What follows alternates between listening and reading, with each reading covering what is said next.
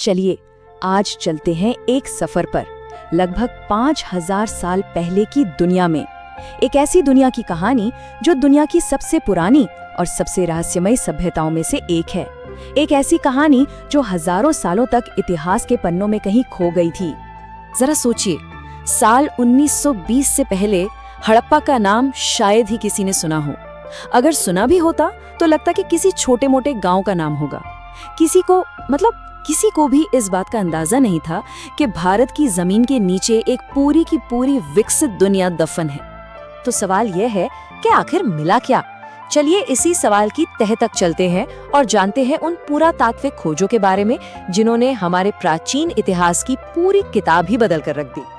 देखिए, ये सिर्फ एक खोज नहीं थी, ये एक तरह से पुनर्खोज थी। ये सोचना भी कितना कमाल का है कि ये सभ्यता जितनी ज्यादा पुरानी है ना, इसकी खोज उतनी ही ज्यादा नहीं है। इस स्लाइड में जो सबसे हैरान करने वाली बात है वो है समय का ये फासला। जरा सोच कर देखिए, एक पूरी सभ्यता वो पैदा हुई, फली फूली और खत्म भी हो गई, और उसके लगभग 4000 साल बाद हमें जाकर उसके बारे में पता चला। कमाल है। ये वो खोजें थी 1921 और 1922 की जिन्होंने सब कुछ बदल दिया। बस एक बार उन आर्कियोलॉजिस्ट की हैरानी के बारे में सोचिए जब उन्हें पता चला कि हमारे पैरों के ठीक नीचे एक ऐसी सभ्यता दबी हुई है जो अपने जमाने से सदियों, जी हाँ, सदियों आगे थी।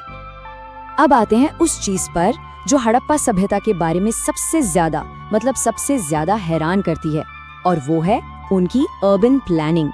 यकीन मानिए, ये लोग सचमुच भविष्य में जी रहे थे। चलिए मन में एक तस्वीर बनाते हैं।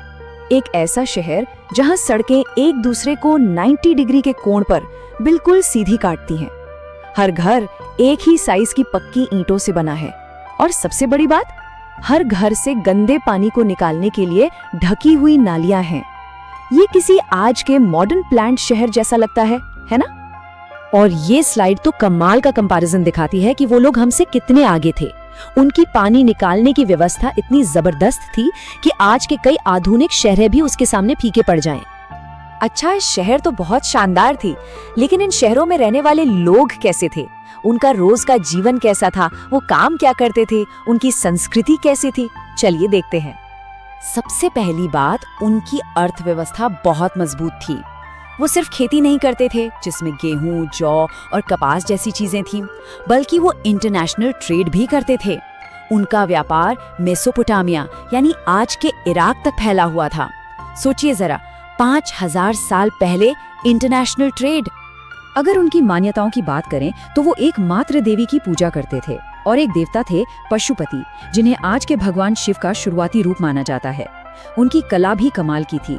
मूर्तियां, बच्चों के खिलौने, मोहरें, ये सब दिखाता है कि उनका समाज कितना मैच्योर और स्किल्ड था।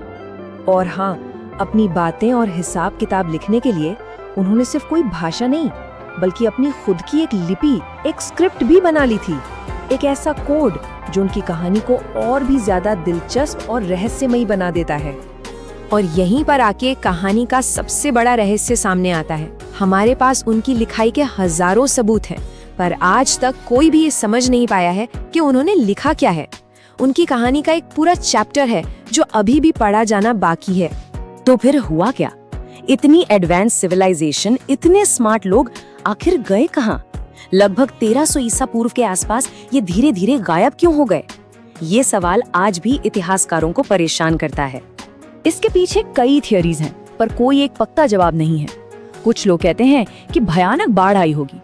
कुछ का मानना है कि मौसम में बहुत बड़ा बदलाव आया जिसने खेती को नामुमकिन कर दिया। और एक थियरी ये भी है कि बाहर से आए आक्रमणकारियों ने उन्हें खत्म कर दिया। हो सकता है इन सब ने मिलकर अपना असर दिखाया हो। तो क्या इसका मतलब है कि इस महान कहानी का अंत हो गया? बिल्कुल नहीं। भले ही उनके शहर जमीन के नीचे दफन हो गए हैं, लेकिन उनकी विरासत वो आज भी जिंदा है। हड़प्पा सभ्यता की विरासत आज भी हमारे बीच है। हम खेती जैसे करते हैं, हमारे शहर जैसे बनते हैं, और हमारी संस्कृति और परंपराओं में भी उसकी एक झलक साफ साफ दिखती है। उन्होंने जो नींव रखी थी, हमारा आज कहीं ना कहीं उसी पर खड़ा है। और आखिर में ये कहानी हमें एक बहुत ही गहरे सवाल के साथ छोड़ जाती है। अगर वो लोग बिना किसी मॉडर्न टेक्नोलॉजी के हजारों साल पहले इतना कुछ कर सकते थे, तो सोचिए कि आज हम क्या कुछ बनाने में सक्षम हैं। ये हमें हमारे अतीत की ताकत का एहसास कराता है और भविष्य की संभावनाओं के बारे में सोचने पे मजबूर करता है।